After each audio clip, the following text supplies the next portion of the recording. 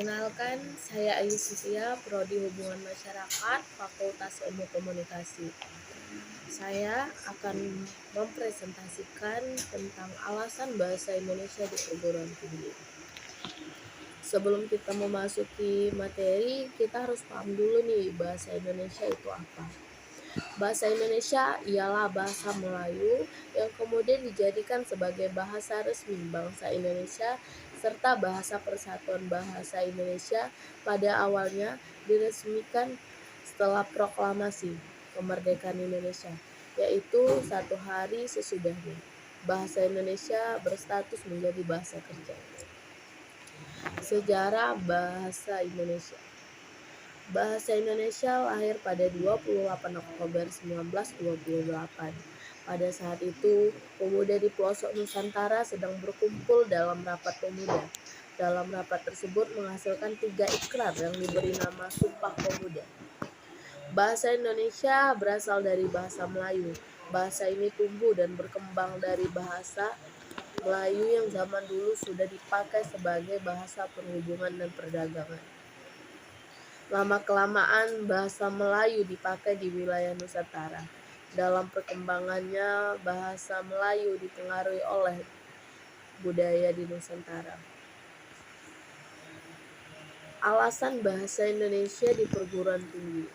Salah satunya ialah sebagai bahasa baku dalam penulisan karya ilmiah.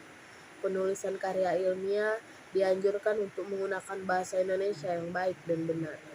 Masih banyak lagi fungsi bahasa Indonesia, seperti menumbuhkan sikap nasionalisme, cinta produk sendiri, bahasa dalam forum formal, serta bahasa dalam kegiatan belajar mengajar, dan lain sebagainya. Pentingnya bahasa Indonesia di perguruan tinggi.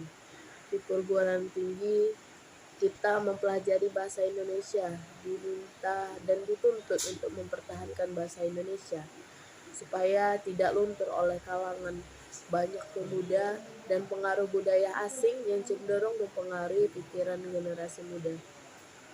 Selain itu, bahasa Indonesia penting untuk dipelajari di perguruan tinggi, dikarenakan di setiap universitas setiap mahasiswa berasal dari berbagai daerah di Indonesia.